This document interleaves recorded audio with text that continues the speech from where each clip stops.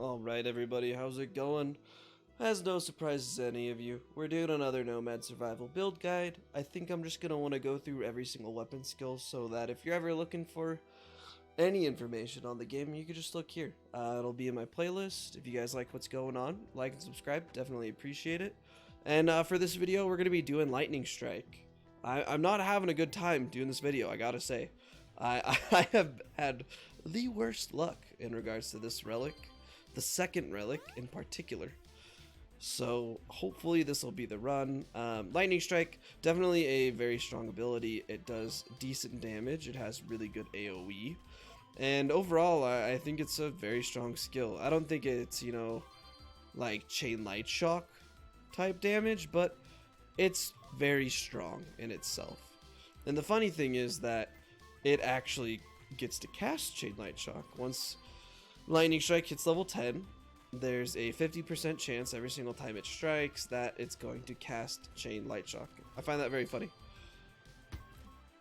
You can tell which skill that they care more about, and it's definitely not Lightning Strike. Chain Light Shock will definitely always be the favorite. You can tell by how amazing it is. If you guys are ever having issues playing this game, if you're new to the game and like struggling on either map, Chain Light Shock is an amazing skill. It has fantastic clear. It does pretty alright boss damage. The only negative is that you can't really target the boss with the ability, so it's up to chance on whether or not it's going to hit the boss. Other than that though, it is always going to be consistently one of your top performers. So if you're ever struggling, if you're just looking for a good weapon skill, Chain Light Shock is always fantastic. I'm not picking it up right now because I'm testing something. Like I was saying earlier, Lightning Strike at level 10 has the ability to summon Chain Light Shock. And so I want to see if that damage from the Chain Light Shock that is cast from Lightning Strike, as convoluted as that is, I want to see if that DPS is added to Lightning Strike or not. So we're not going to take Chain Light Shock this time, but I pretty much pick it up every single run. You'll see that in every other video. I always have Chain Light Shock. I almost always max it out. It's amazing. The other skill that I'm going to highly recommend to everybody is Icicle Barrage. I think it's the best ability in the game. I think it is the most consistent ability in the game. I think all it takes is one relic for it to be very, very strong. And if you're playing like a projectile build and you're going duplication, if you're playing almost any build, you go weapon skill size, all of those apply to Icicle Barrage. So it is just a fantastic ability. The best part, in my opinion, is that it's directional, meaning it shoots wherever you're aiming. This means it does fantastic single target damage on bosses, as well as the portals and the crystallized chests in Dry Marsh. And it's just so strong. If you're also having any issues with the early game or just playthroughs in general, I would also recommend Magic Missile and Fireball. The reason why I'd recommend those is because these two abilities are abilities that target the enemies closest to you. This means that if you're getting swarmed, if maybe you're trying to kill the boss but your damage is really low, you can use these skills to really target the boss specifically by just like playing very close to the boss. So I always recommend those because I always have to pick them up. My favorite class is Cultist. The reason why I like playing Cultist is because the Cultist can target the portals. Like you saw, it just did 99999. And that's why, personally, for me, nice. I already got it. I only used 2 free rerolls. Oh my god. Holy crap. Let's go. I'm on hour number 3 of making this specific video, and I have not been able to get this second relic. And now I finally get it. And I got it all on the first chest. Thank you so much. Perfect. Okay, now this just means I need to focus on getting Lightning Strike to max level. If you guys did not see what this second relic does, the first one, it increases the chance for a big bolt, and the big bolt is exactly what you think it is. It's just a larger Lightning Strike that does more damage and a larger area of effect. And like I was saying earlier, Lightning Strike has the ability to cast Chain Light Shock when it hits. This just increases that chance to 66%. That is very, very, very likely. That's huge.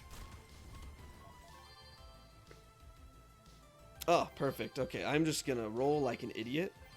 I'm gonna pick up Lightning Strike every single time I see it. I'm stoked. I think we'll go for Icicle Barrage also, just for funsies. If you haven't seen my Icicle Barrage video or my Dancing Dagger Icicle Barrage video, definitely go check those out so you can see how absurd Icicle Barrage is if we don't hit it here. It's just easily the best ability. It is absolutely insane. I know it looks all piddly right now because it's tiny, but let me tell you, it is amazing.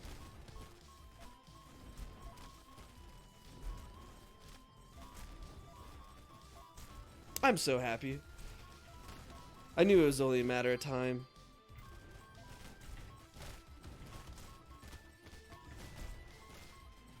Some other recommendations for people that might be struggling getting through the maps. I think the Nomad heritage is probably the best heritage in the game. Wow, look at this. It's like, oh, here you go. You like Lightning Strike? Let me give you a Lightning Strike. Base damage +2. That's big damage. Yeah, sorry. Like I was saying, Nomad I think is the best heritage in the game. While you might be thinking that Poxbringer and Berserker, both abilities, heritages that double your damage, might be a little bit more important because obviously more damage is better, right? You shouldn't really be running into situations where you're not dealing enough damage, honestly. As long as you're picking, you know, one of those skills that I spoke about, you shouldn't be struggling that much with damage output. And I don't think doubling your damage is really going to be that impactful. So by playing the Nomad heritage, you get extra rerolls. These extra rerolls, if you want to save them for the Relic chest, you can. But I think the even more helpful thing is that you can roll through this. I call this the store, but you can roll through this as many times as you want, basically. I have 80 rerolls right now. So the odds of me getting what I want are very high. Because if I see something I don't like, I'm just going to roll it until I get something I like.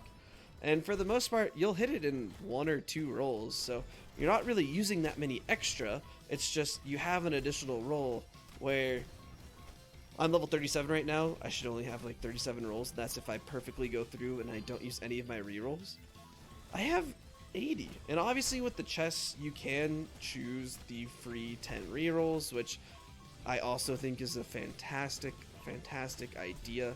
The only reason I wouldn't pick those up is if you're going for the level 77 achievement, where it is almost imperative that you take the free level when you're doing the level 77 achievement.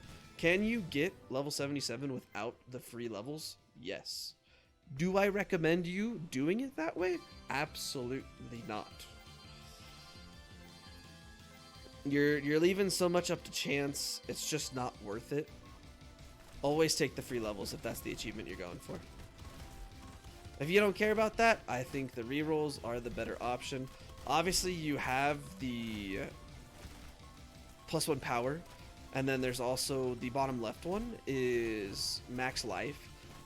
Life isn't something I ever really worry about. If you're low on HP, just reroll until you hit the max HP node. Max HP, let's see if I can show you guys. Sorry, I got Lightning Strike. I'll show you on the next one, but as it reads, it increases your base HP by 15%, but it also maxes your HP out. So you could be at 1 HP, hit that passive, and you're at max again. So for the most part, especially if you're playing on Dry Marsh, you can just run away, break some boxes, and you're good to go. If you just break boxes, you'll find hearts. The hearts in this game heal you for 33% of your HP. Well, 1/3. So 33.3 repeating forever. But it's very easy for you to get your HP back. So see, oh, here it is. So max HP plus 15%. HP is fully restored when selected. That's super strong. That's actually kind of ridiculous that that's in the game. And the other thing you could do is you can just pick up a couple HP regen passive skills. And if you're going max HP and you also pick up HP regen, it's just very strong. +3 per second. You start at 0, but +3 is really big. And you get that a couple times and you're good to go. If you look at my Quickling build guide, I just wanted to play Quickling and have him go as fast as possible across the screen. That was all I was going for. I got it down to a little bit under 4 seconds to go from the left side of the map to the right side of the map on Dry Marsh. That was very fun. But the other thing that I did in that is, oh, here's Lightning Strike, level 10, turns into 11 Seeker. And like I said, it has a 50% chance to trigger unmodified Chain Light Shock. Now that is increased to 66% with that additional second Relic. So that's huge. I mean, it's going to be casting Chain Light Shock very, very consistently. Everything's dying right now because my SP regen is boosted. This is extremely busted on the Cultist. You're guaranteed to just wipe the screen. Oh, I lost my train of thought. Unfortunate. Oh, yeah, Quickling. I was just trying to go left to right. But what I also did is the Quickling's ability, it says that as you have the ability go off, you have 75% increased damage reduction. So you're taking 75% less damage. And so I was like, you know, if I throw in HP regen, max HP, and armor, you're probably unkillable. And unkillable I was. You can, I mean, with the Quicking in general, you can pretty much stand still in the middle of the map and not worry about anything. But this made it just a little bit more fun.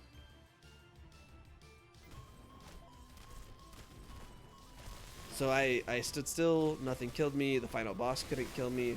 You didn't have to worry about anything. It was hilarious. Armor and HP regen are an extremely viable build. It just might be a little boring.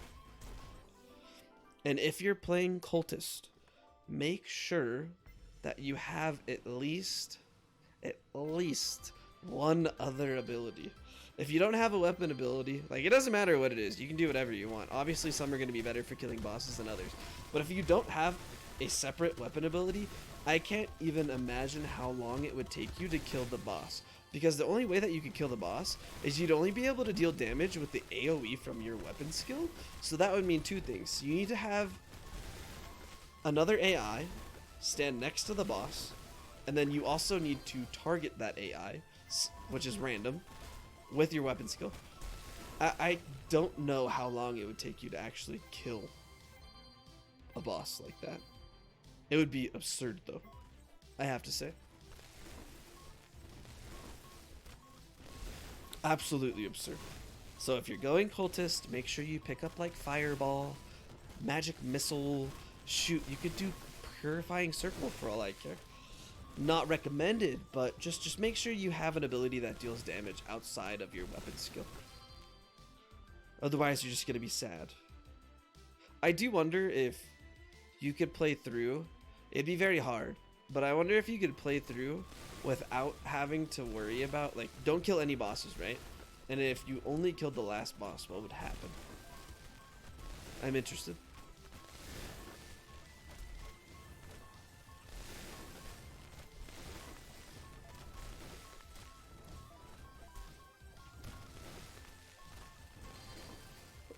I'd really like to see that. I think it'd be really dumb, but I am interested, and it would definitely be significantly easier on Dry Marsh. The achievements that have to do with like not moving, what else is there? Not getting a chest, stuff like that. I recommend to do on Dry Marsh. Map's just easier to play, whereas this one you're forced into like narrow corridors and stuff like that. It's just a little bit more obnoxious, basically. Not super impactful, but it's annoying.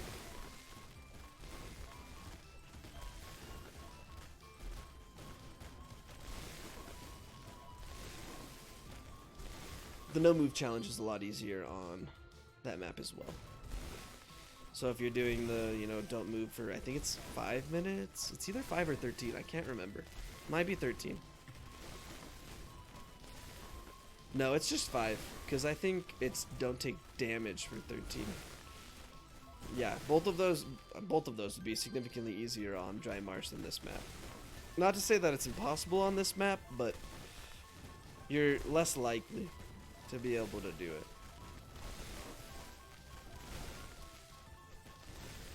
I'm just so happy that I got those relics. There's just one less thing to worry about. This is, I think, my 7th or 8th playthrough. I was so sad.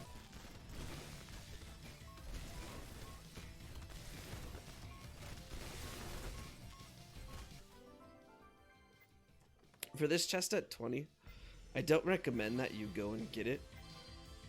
The only reason I am is because I'm playing Cultist, and the Cultist can target the portals as well as crystallized chests and one-shot them. If I had to just kill it with my weapon skill, I wouldn't go out there. Reason being is at 20 minutes, these, little bugs that spawn that cross off areas of the map, as well as these exclamation marks that's spawning from the sky, that it's just, I think they hit for about 200. It's just moon drip is what I call it. Stuff falling from the sky, basically. As well as the boss that you just saw that has those laser beams on the side of him. When all of those spawn at the same time and you're stuck in the middle of one of these corridors, you don't have a lot of wiggle room, so it's very easy to run into those laser beams. I'm not sure if you guys saw, but those lasers, they're not infinite distance, it's just a finite distance, and it's not that far, so you can run around them if you're paying attention, but it's not something that is super simple. You can run through them, I think, once. Only on this boss. If you try and run through the final bosses, you're gonna die. The final boss, just assume every single ability that the final boss has does 3 to 4 times more damage than what it did on the original boss. The first boss is the great example for that. That red circle that just goes in a circle has like 3 or 4 balls. If you get hit by that with the final boss, you're gonna die in 1 second. It's impossible to live through that. I've obviously not played a tank build on this map, so I don't know if, say you're quickling and you have your passive or your weapon skill on, so you take 75% reduced damage, as well as all of those tanking abilities. Maybe you'd live there, but every single time I touch it, you just die immediately. I'll probably die from it in this video. I think I've died the majority of the time, just because the the FX of Icicle Barrage, once you get it to the higher levels, is absolutely absurd. I can't see anything on my screen normally. It's just all blue. And the final boss, he has the laser beam, he has the red circle, and then he has the specters from Cthulhu, those little red guys that spawn. And so it's hard because you don't want to stay close to him, but you don't want to stay far away from him. And that's just not fun, because if you stay too close, then the specters are going to kill you immediately. They deal damage very, very fast. But if you run away, you're going to run into those red balls. And this whole time, you also have to pay attention to wherever the laser beams are, regardless of if they're in front of you, if they're coming around, yada yada. It's just not fun. So you have like a handful of seconds to burst them down immediately, which is possible, but I can't say super consistent. I think Fireball is probably my favorite ability to go against that final boss, because Fireball has some range to it. So does Icicle Barrage though. But I like being able to get up close when I use Icicle Barrage, because it's just kind of like a shotgun. You deal more damage if you're standing directly on top of it. But that's not recommended because of those specters.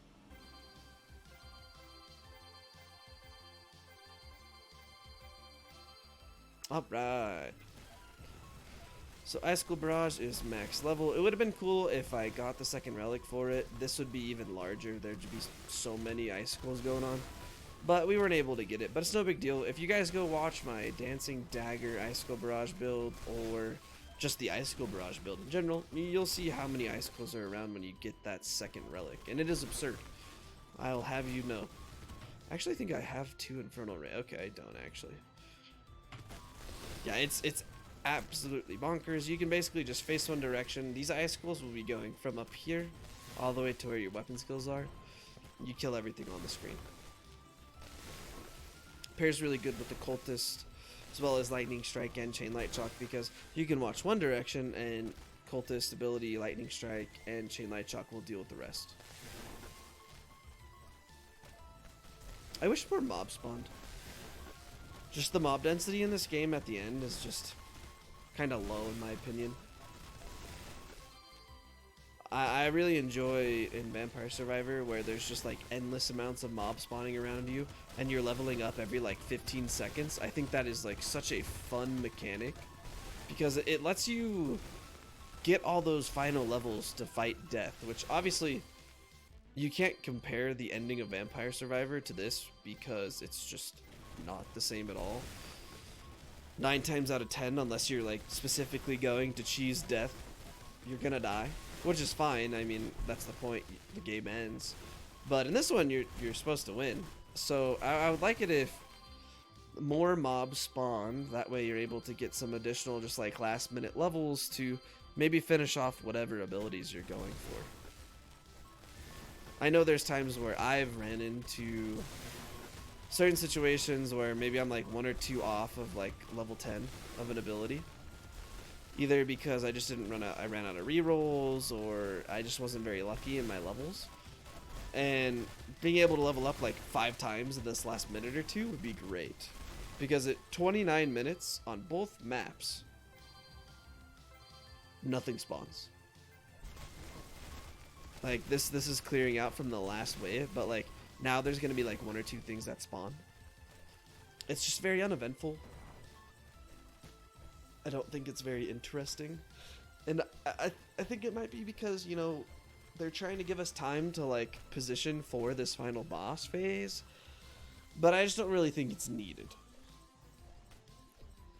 especially not on Dry Marsh, because Dry Marsh is such an open map. Okay, watch me die to this red ball thing. Oh my lord, it does so much damage, man. Icicle Barrage is too good. It does too much damage. Single target. Wow, Lightning Strike was really good. That's awesome.